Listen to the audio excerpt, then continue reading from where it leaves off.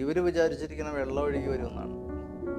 850 metre ഉയരത്തിലാണ് ഈ dam സ്ഥിതി ചെയ്യുന്നത്. ഡാം തകർന്നാൽ 130 വർഷത്തെ ചെളി സിൽട്ട് അതിൻ്റെ കൂടെ ഉണ്ടാവും. ഡാമിൻ്റെ അവശിഷ്ടങ്ങൾ ഉണ്ടാവും, വലിയ കല്ലുകൾ. ഡാമിൻ്റെ പൊട്ടൻഷ്യൽ എനർജി കാൽക്കുലേറ്റ് ചെയ്യാൻ പറ്റും.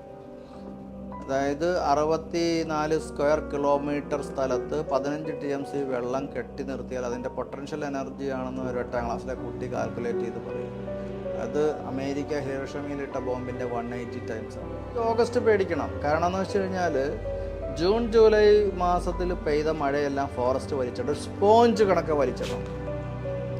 ഇനി ഒരു തുള്ളി വെള്ളം ഫോറസ്റ്റിൽ വന്നാൽ അത് ഒഴുകി ഡാമിൽ വരും. അങ്ങനെ വന്നാൽ എറണാകുളത്തിൻ്റെ സ്ഥിതി, നമ്മൾ ഉണ്ടാക്കി വെച്ച പോയി, നമ്മുടെ ജീവനും പോയി. ഇപ്പം മുണ്ടക്കയിലും ചൂരൽമലയിലും ഒക്കെ നമ്മൾ കണ്ടില്ലേ, അവിടെ അങ്ങനെ ഒരു നാടുണ്ടായിരുന്നോ എന്ന് പോലും ഇപ്പോൾ നോക്കിയാൽ കാണില്ല.